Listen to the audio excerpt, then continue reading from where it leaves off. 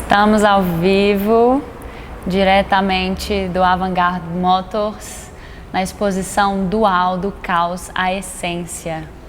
E hoje eu sou Cecília Parreira, eu sou diretora e apresentadora do Tempo de Ócio. E hoje eu estou aqui com a Fernanda Villefort, o João Diniz, que são arquitetos e expositores aqui na Dual, e a Juliana Grillo, que é realizadora da Casa Cor Minas Gerais. Gente, obrigada pela presença de vocês em primeiro lugar. E o nosso bate-papo de hoje vai ser sobre espaços para tempos mutantes.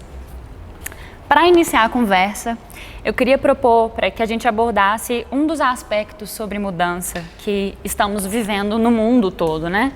A pandemia da Covid não só escancarou, mas também tem sido catalisadora de vários processos que já vinham acontecendo, como o processo de voltar-se para casa, para dentro. E aí, dentre algumas pesquisas compiladas pela Curral, que é um laboratório de inteligência criativa e digital daqui de Belo Horizonte, é destacado o home office como uma tendência antes mesmo da necessidade do isolamento social. E aí, a partir de agora, várias empresas que têm condição, de seguir em funcionamento com seus colaboradores em home office, pensam em adotar esse estilo de trabalho permanentemente. Por mais que essa ainda seja uma realidade para a minoria aqui no Brasil, quais, Juliana, Fernanda, João, quais que vocês acham que são os privilégios e os desafios para quem está tendo essa oportunidade de conexão maior com o seu interior? E aí, o interior concreto, quero abordar essa dualidade da palavra interior. O interior concreto, que seriam nossas casas mesmo, apartamentos e moradias, e o interior subjetivo, que é o retorno à alma. Pode começar a falar um pouquinho? Bom, posso começar? Pode, por favor. Eu acho que todo esse tema veio com um grande desafio para nós. Eu digo assim, Casa Cor, que fomos pegos de surpresa.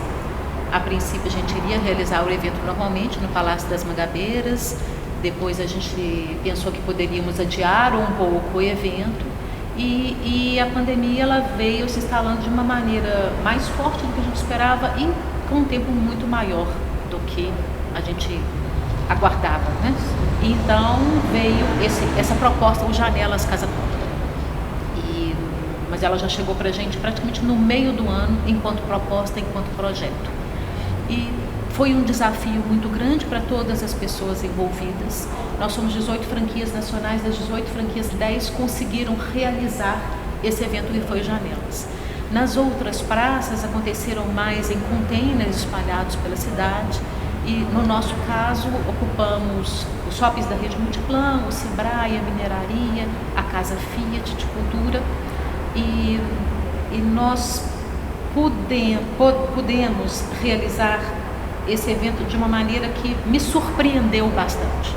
Os profissionais fizeram um trabalho maravilhoso, Eles foram levados a colocar exatamente isso, o que eles sentiam em relação àquele tempo, à pandemia, a reflexão do novo morar, um posicionamento das pessoas dentro dos seus lares, dentro das suas residências e colocaram isso de uma maneira maravilhosa. São 22 janelas espalhadas pela cidade e você não vê nenhuma igual à outra, parecida com a outra e todas com uma criatividade e uma identidade ímpar, trazendo um conteúdo e uma expressividade muito bacana. É um momento de muitas incertezas que estamos vivendo. A casa se tornou mais do que nunca protagonista mesmo de qualquer sentido. Você está voltado para casa. Hoje em dia as pessoas pensam mais nas suas residências como não só um local de ir para casa para dormir. Então você passou a conviver mais dentro de casa, conviver mais com seu filho, tendo que trabalhar dentro de casa. As casas, todas elas tiveram que ser readaptadas para esse momento. Nada melhor do que um excelente profissional para fazer isso, para entender o cliente e para trazer para ele essa nova leitura do que poderia vir a ser o seu lar, a sua residência. trazendo mais conforto, possibilidade de trabalhar de uma maneira melhor, com um bom escritório, uma boa iluminação, a sala, o local de estar junto com a família. Então todo mundo passa a olhar para a sua casa com maior carinho.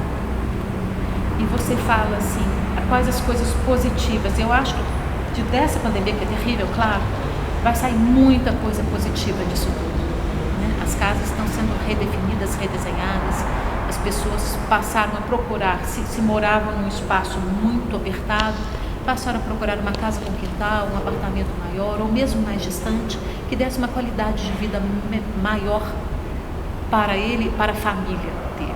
Então as pessoas procuraram, vocês vão dizer isso melhor do que eu, né?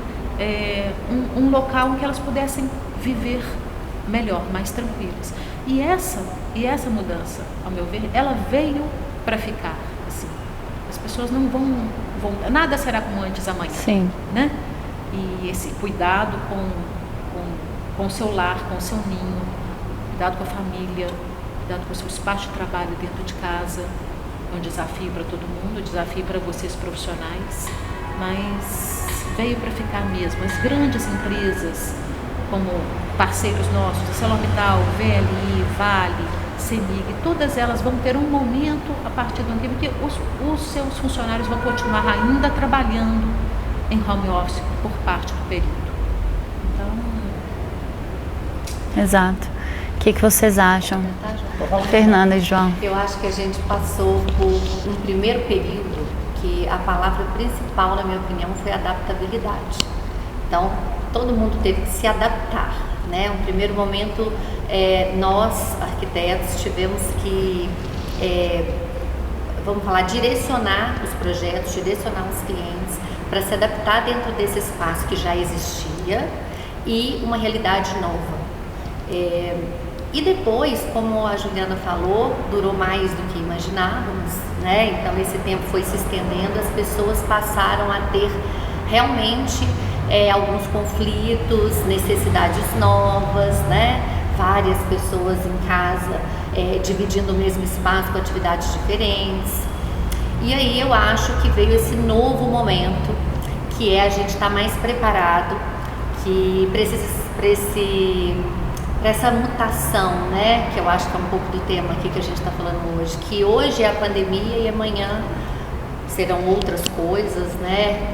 Não vamos falar outras pandemias, que a gente não quer que isso aconteça, mas a gente sabe de muita coisa nova que está acontecendo, né? Então a gente tem que ter esse olhar mais aberto para o espaço, para dentro de si mesmo, para o outro. Eu falo muito que o autoconhecimento, eu acho que ele está sendo essencial nesse momento, né? As pessoas olharem para dentro de si e descobrirem o que elas precisam, né? Desde da parte funcional até a parte da emoção mesmo, do que faz bem, né? Da ambientação. Então tem um campo gigante aí para a gente trabalhar como profissionais. As pessoas têm espaço para se conhecerem e para se colocarem hoje até de uma maneira mais receptiva por todos, porque não há receita, né? Não há o certo, não há o errado, há o que é bom para cada um.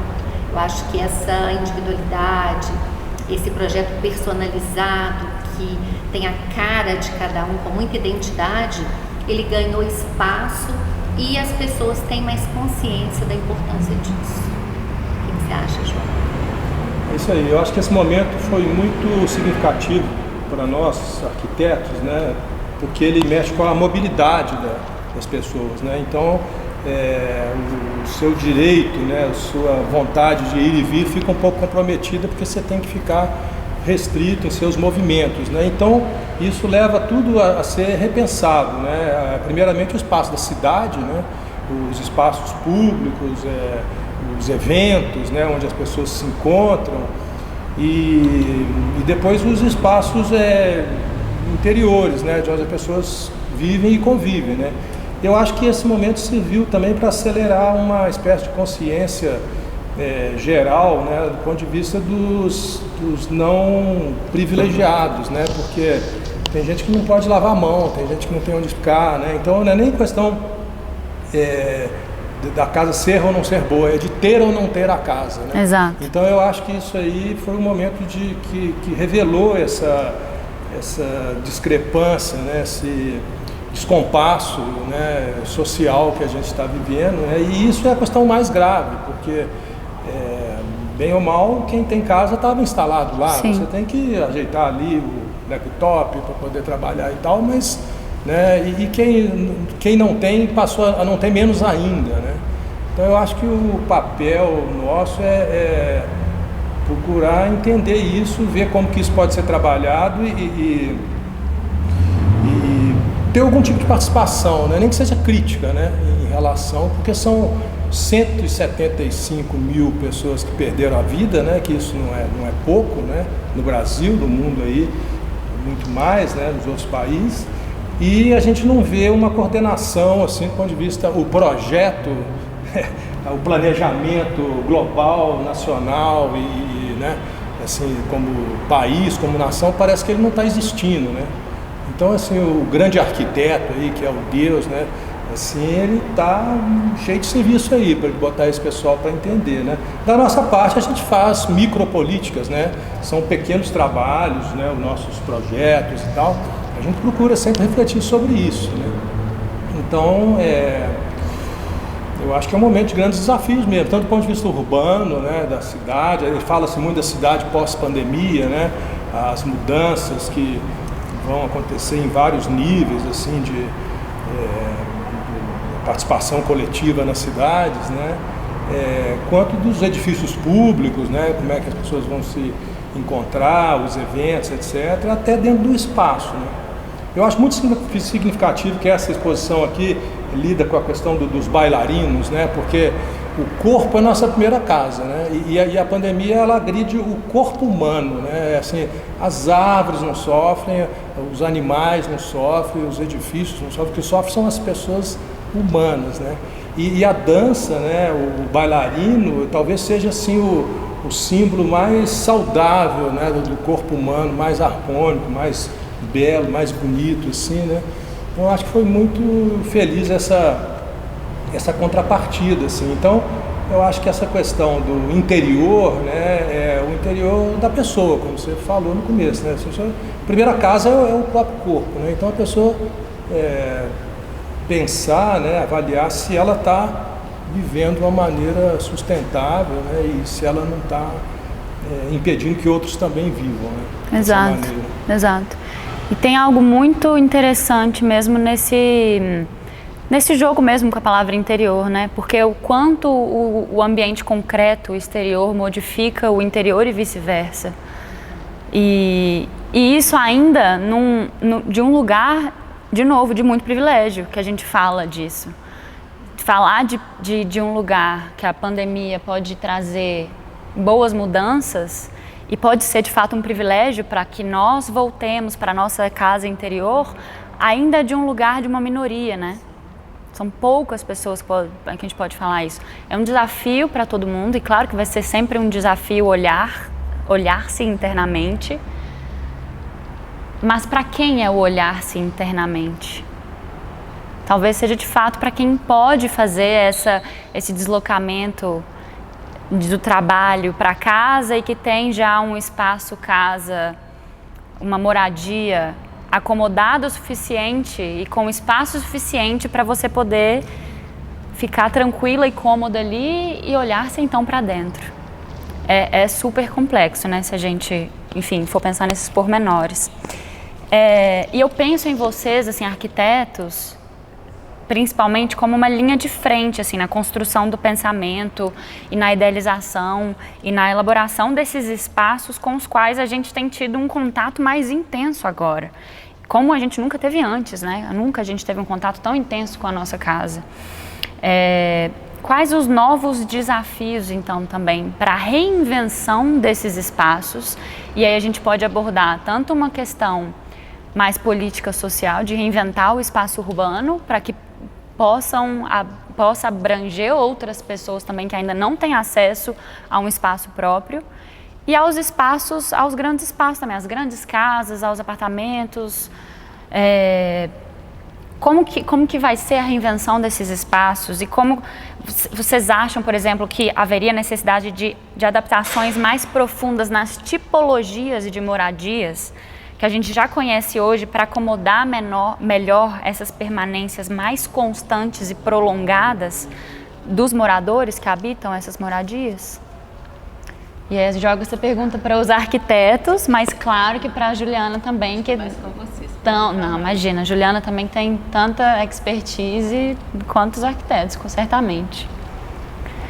O que você acha, Fernanda Quando a e gente João? fala de espaços mutantes, né, é justamente isso. Né? Acho que o espaço ele tem que ser cada vez mais indeterminado para ele poder mudar. Né? Porque um espaço que ele é muito travado, que ele é muito assim, engessado, a gente não sabe o que vai acontecer. Né? Eu acho que cai por terra também um mito assim, do espaço muito contínuo, porque a gente acha lindo aquele espaço integral assim, e tal, mas você bota a família tá ali dentro, o filho tem que ter aula, o outro está trabalhando, não sei o quê, então algumas coisas não estão sendo revistas, sabe, assim, do ponto de vista da habitação da família, né, assim. Eu sinto também que a gente às vezes fica pós-pandemia, quando acabar a pandemia, como vai ser daqui a pouco, eu acho que não vai parar mais, né? Dessa coisa do mutante que a gente está falando aqui, de um espaço flexível e aberto para as necessidades que surgirem, que vierem. Eu acho que isso é uma coisa que vai ficar, né? Muita coisa que muitos desafios enfrentados nesse momento, eu acho que eles vieram para mudar o nosso olhar realmente. Até em relação à cidade, como o João colocou, né? Então eu acho que a reflexão ela é muito mais profunda e o que fica também é por muito mais tempo, né? Eu não acho que vai ser só virar uma chavinha antes da pandemia, depois da pandemia. Eu acho que vem concretizar um monte de mudança que talvez gastasse um tempo maior para acontecer, viesse mais lentamente, veio mais rápido, né? Como se desse uma acelerada nisso. Sim, exato, o que a Juliana E falou. ao mesmo tempo que você disse mais flexibilidade no espaço, também é trabalhado mais a individualidade e a necessidade de cada um dentro da família. Sim. Né? Se você tem um bebê dentro de casa, uma criança que está em fase de aprendizagem e ela não tem um local para estudar, aonde que ela estuda, se ela dormia junto com um quarto com a outra, são horários diferentes, são necessidades diferentes, são tempos pessoais de cada pessoa muito diferente, cada criança tem um timing muito diferente da outra, tem uma resposta muito diferente da outra. Imagina a mãe que está trabalhando em casa, o pai que está trabalhando em casa, com o filho pequeno, então haja flexibilidade, mas esse respeito à individualidade também é testado dentro de casa, a paciência também, né? Às vezes um fardo, às vezes até, que famílias às vezes estão sentindo assim, acredito que a terapia deve estar em alta, né? De terapia de família, porque eu imagino o sufoco que é você ter filhos pequenos dentro de casa, com necessidades diferentes e tendo que trabalhar. Sim. Não é fácil. Não é fácil. Gente, já caminhando para um fechamento aqui, Fernanda e João, em um tempo mutante, como que foi esse processo de criação, agora trazendo aqui para a exposição, como que foi esse processo de criação para vocês, para a elaboração das máscaras? E queria trocar com a Juliana qual que é a importância de exposições como essa para a nossa cidade hoje também, nesses tempos mutantes. Vocês podem começar a falar, João? Como que foi todo esse processo? O convite, né, para a curadoria da Ju e da Dani, né, é a questão da máscara. A máscara virou um pouco o símbolo desse momento, né, porque as pessoas se protegem, né, e protegem também aos outros, né, então a máscara é o grande sinal, né, que a gente nota no rosto das pessoas aí e que eu acho também que vai permanecer por muito tempo, até a gente ter segurança total, assim, né, dessa coisa higiênica, né, sanitária e tal. Então, eu achei muito apropriado, né? Primeiro já falei a questão dos bailarinos, do corpo, da saúde, e depois da máscara, que é a proteção que nos cabe adotar no momento, né? A máscara, ela tem umas coisas interessantes, porque ela acaba que ela revela mais o olhar também, né? Você passa a conhecer as pessoas pelo olhar, e o olhar é uma coisa muito expressiva das pessoas, né?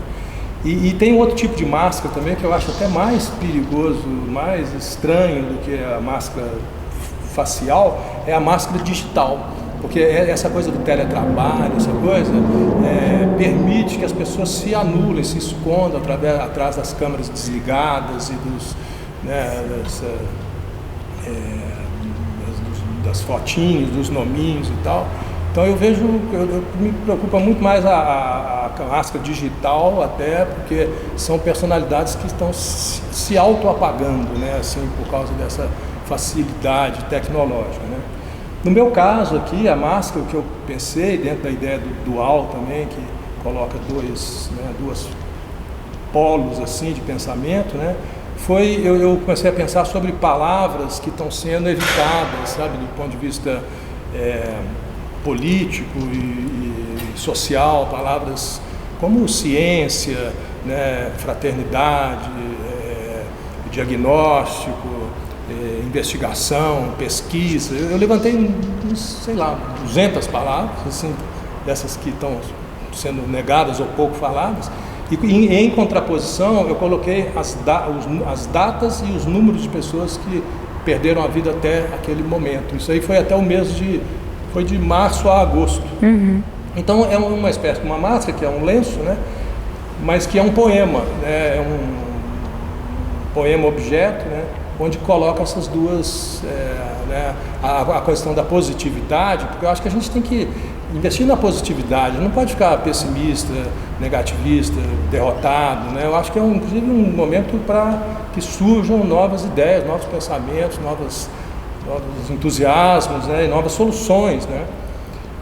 Então essas palavras um pouco buscam esse tipo de sentimento assim, né? Mas em contraposição, por elas terem sido negadas, né?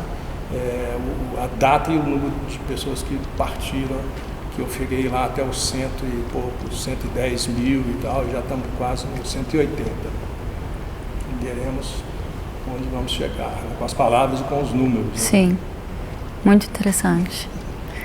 Fernanda, como foi seu processo? Engraçado, que o mais bacana, né, João, nesse processo todo é que cada uma foi tão diferente da outra, né? João trouxe algo social e político bem característico desse momento, né? E todas, a gente, cada uma que ia surgindo e que a gente ia conhecendo, né? Porque a gente só foi conhecendo aos poucos uns dos outros, a gente percebia como isso é rico, ver através do olhar do outro, né? Como ele expressa, o briefing foi o mesmo para todo mundo. E cada um expressou de uma maneira, e cada bailarino também expressou de uma maneira, utilizando, né, a máscara. Então eu achei assim incrível, muito emocionante mesmo a maneira com que isso foi trabalhado. Eu fui num mergulho interior, assim, na hora que isso veio para mim, eu também vi eu fui por uma ótica mais positiva também, no sentido do que a gente está ganhando com isso, do que a gente está descobrindo com isso tudo. Isso veio para quê? Né? Eu fico me perguntando. Eu acredito que tudo acontece por alguma razão. Então, eu fui muito em cima dessas perguntas e mergulhei muito em cima, dentro de mim. E a minha máscara, ela foi feita em camadas, ela vai representando, ela está bem simbólica, né? No sentido que eu tenho uma camada transparente primeiro e depois eu tenho franjas. Essas franjas são os papéis que a gente assume na vida e as máscaras que a gente usa, porque é uma maneira também da gente enxergar cada papel que a gente ocupa como uma máscara, né? Fazendo uma relação assim, analógica. Então, elas representam isso, só que na hora que elas se movimentam, e eu amei a foto do bailarino se movimentando, porque a minha intenção era realmente que mostrasse que ao se movimentar, ao viver, ao ser sacudido, né, pela vida, igual a gente está sendo agora, a essência está lá, né? A essência permanece, ela está transparente, por mais que a gente queira esconder, ela existe, e a gente teve a oportunidade está tendo a oportunidade de conhecê-la um pouco melhor, né? De se conhecer um pouco melhor, de se encontrar, de se enxergar diferente, de buscar valores que às vezes estavam meio adormecidos. Eu acho que isso foi uma reflexão assim para muita gente. E aí ela representa também o ouro e o café, porque muito no sentido de falar das raízes mineiras, da cultura mineira, da região que a gente vive, quanto regionalismo está sendo valorizado hoje, né? O país nosso, assim, com tanta riqueza e que a gente buscando tanta coisa fora, teve um outro olhar para isso também, né? Está tendo uma valorização disso também. Então foi uma reflexão assim em cima dessa essência. Então eu fiquei super feliz com o resultado e encantada com o que elas fizeram aqui. Que bonito. Juliana, você como idealizadora de um dos grandes eventos daqui de Minas e do Brasil, como que você vê uma exposição como essa acontecendo neste momento e aqui na nossa cidade? Eu venho do universo artístico. Eu fui bailarina profissional durante muitos anos. E na primeira edição, eu trabalhava na Casa Cor há muito tempo, mas a primeira edição que eu fui, entrei como franqueada enquanto diretora, eu e meus sócios vínhamos desse universo artístico. Então teve um teatro feito pelos pederneiros, com apresentação de dança ou exposições diariamente. E não só de dança, como exposições, orquestra filarmônica, orquestra sinfônica, orquestra de Ouro Preto. Então, para nós, isso sempre foi muito importante, ter a expressão artística dentro do evento. E mesmo quando eu trabalhava antes, eu tentava levar, como essa exposição que eu estava te falando do Alphaville, né? Que eu fiz algumas exposições de Ronaldo Fraga, nos quartos de Ronaldo, algumas do Vitor Dzenck, da Patachu, fiz N eventos de desfile, mas sempre trazendo alguma coisa a mais. Eu só não podia levar dança. Mas no primeiro ano que eu abri, eu levei a dança quase todos os dias. Nossa, mas, então assim, seu universo conversa um universo muito completo, com tudo aqui, né? Dialogou muito com esse lado, muito forte. O movimento, a primeira comunicação do homem foi através do movimento, e a dança é das primeiras manifestações de comunicação que o homem conseguiu fazer um com o outro, né? Então isso daqui foi extremamente apropriado e bem-vindo, né? Esse espaço que ele ia ser janelas da Casa Cor não puderam acontecer porque precisariam ter visitação, e essa foi uma delas, que aí a Juliana continuou independente a partir de setembro, mais ou menos. E aí porque a exposição dela, ela já tinha vendido para alguns patrocinadores e precisava de visitação. E ela precisava fazer isso. Então foi uma pena de não ser janela, né? Mas assim, então eu acompanhei o processo desde o princípio. Eu estava assim, extremamente feliz com essa exposição que ia acontecer, né? Que eu acho que faz parte, que eu puder sempre trazer para a Casa Cor esse tipo de manifestação artística que envolva a dança, a música, alguém cantando, alguém tocando, e essas manifestações também que vocês fizeram de construir um trabalho com a poesia sempre do João Diniz. Sim. Né? Sou apaixonada com aquele cubo dele, né? De cima tudo vê como é que é de toda. Esse povo quer voar. Esse povo quer voar. Maravilhoso, gente, que ainda está lá, né, no espaço. Então quando você escuta os profissionais explicando o trabalho deles, né, você passa a olhar aquela máscara com um outro olhar, né? E é muito rico, gente. Toda essa bagagem que eles vêm trazer, isso é de uma riqueza maravilhosa, sabe? Essa leitura do profissional diante da pandemia, a atenção que ele tem, o que está aquilo ali dizendo para ele, né?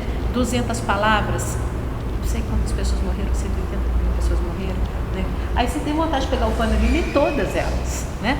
E você falando da transparência e depois de todas as camadas que vem, isso é a nossa vida, né? Eles têm a interpretação e você se identifica com cada uma dessas coisas que eles estão dizendo, né? Então eu acho que é maravilhoso participar desse projeto. Né? Fico feliz que vocês tenham aceitado, porque eu que indiquei a participação de vocês aqui. Eu também agradeço muito. E assim, a Ju Lima, eu acho que ela fez um trabalho maravilhoso. Não conheço muito bem a sócia dela, mas eu conheço a Ju Lima há muitos anos. Ela participou também no ano passado como exposição.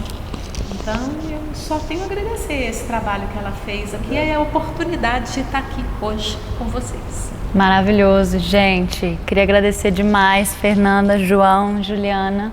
Muito obrigada. Que sigamos conscientes todos, então, mas também positivos com tudo isso e extraindo mesmo o que for de mais artístico, então, de todo esse momento e transformando isso em palavras e em arte e em moradias e em exposições e em eventos.